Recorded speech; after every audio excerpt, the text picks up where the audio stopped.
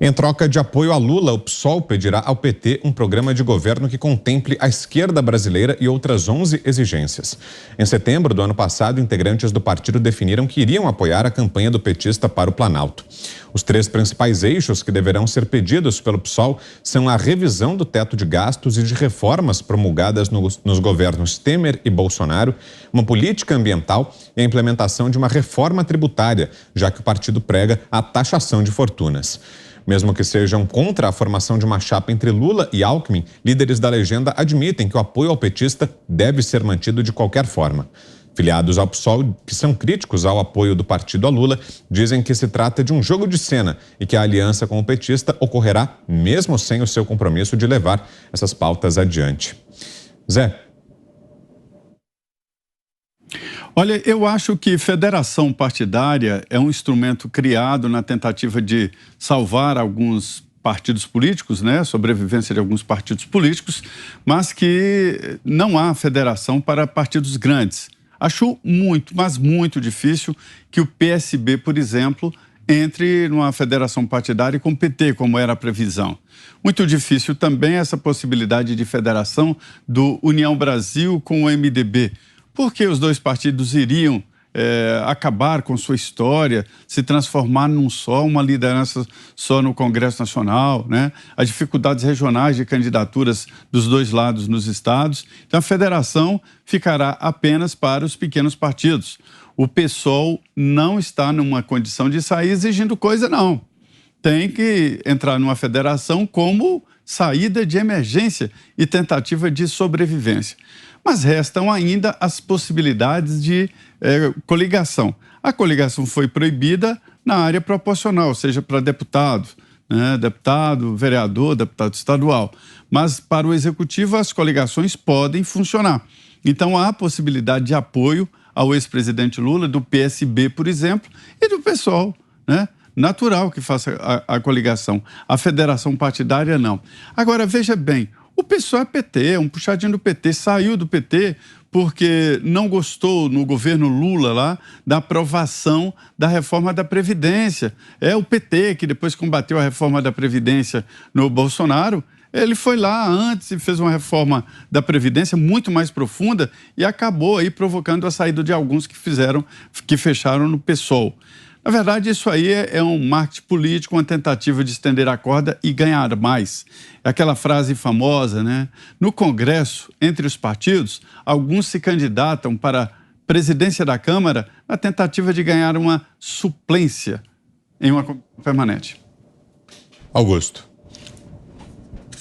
Olha, o PSOL e o PT são gêmeos, né? O PSOL saiu porque achava que o PT era de direita, né? Estava à direita do PSOL, então, e o PSOL era honesto, então nada. Eles são da mesma família e todos eles abrigam, é bom lembrar, comunistas que se aproveitam desse momento e que andam enxergando nazistas aí até embaixo da cama para dizer que há diferenças entre o nazismo e o comunismo. Pois eu digo que não. Eles sonham, integrantes do PSOL e do PT, com o fim das liberdades democráticas, com o fim da democracia, né? Eles querem o partido único, censura a imprensa, tá? Quem é adversário vai para a cadeia. É assim, são regimes totalitários. E eu vejo comunistas enrustidos que escrevem colunas dizendo, não, o nazismo é diferente do comunismo. Tá bom. Os dois são tão parecidos, os dois regimes, que houve o Pacto de Não Agressão, que era um tratado de paz disfarçado, no começo da Segunda Guerra Mundial. A União Soviética se aliou à Alemanha nazista enquanto a Alemanha anexava alguns países, tá? Outros países, a União Soviética fazia a mesma coisa ali com os territórios que a interessavam mais. Então são gêmeos. O Stalin, que era o chefe, né, do comunismo russo, só entrou na guerra porque a Rússia foi invadida pelas tropas do Hitler. O Hitler rompeu unilateralmente esse tratado. Agora, no comunismo, no regime comunista, havia campos de concentração na Sibéria, era essa a diferença. Eles praticaram o genocídio e agora dizem que não, são diferentes, são iguais. Tá? E tanto se há algum problema com os nazistas, ele deve estender-se, sim, nazistas reais, deve estender-se aos comunistas enrustidos que aproveitam, são oportunistas, qualquer tipo de problema para fingir que eles defendem a democracia. Os dois extremos aí do leque ideológico são assassinos da democracia. Você, Fiuza, 2 minutos. O pessoal é uma boutique, né?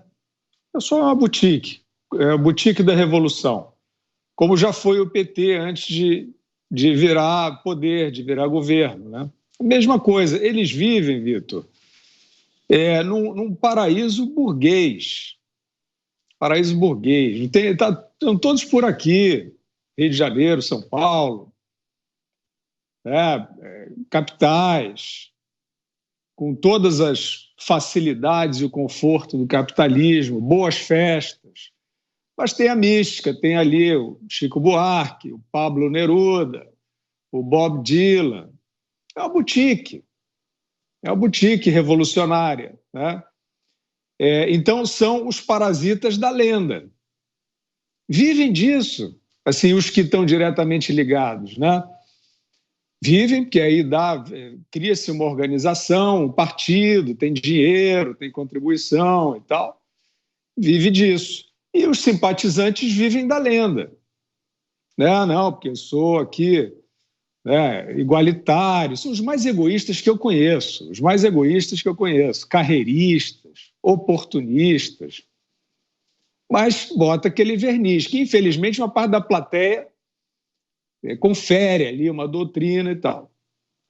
É claro que existem os convictos, né, dessas doutrinas terríveis e autoritárias, como descreveu Augusto, mas são hoje poucos aqueles, né, que realmente ocupam o espaço. Assim, os últimos, assim, depois de Luiz Carlos Prestes, não teve mais muito, não.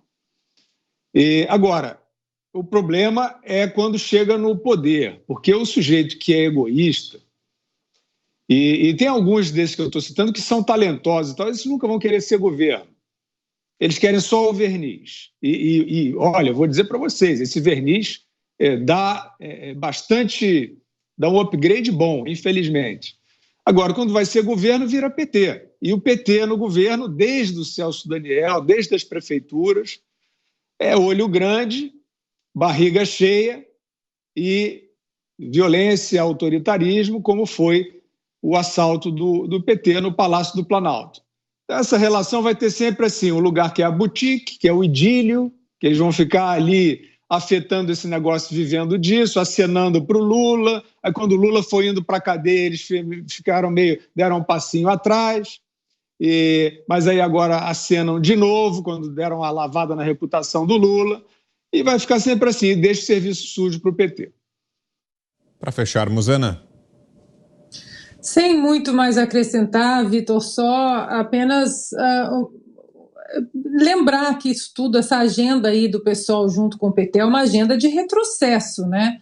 O Brasil conseguiu avançar mesmo dentro da pandemia, uma pandemia que tomou, né, o mundo, as economias, as principais economias também sofreram, aqui nos Estados Unidos estamos vendo isso, e o Brasil ali conseguiu com suas pastas técnicas conter, né, os estragos dessa pandemia e continuar passando reformas e medidas importantes. Então, essa agenda que nós temos visto aí, que o pessoal, junto com o PT, elas propõem ao Brasil, é uma agenda de retrocesso agora.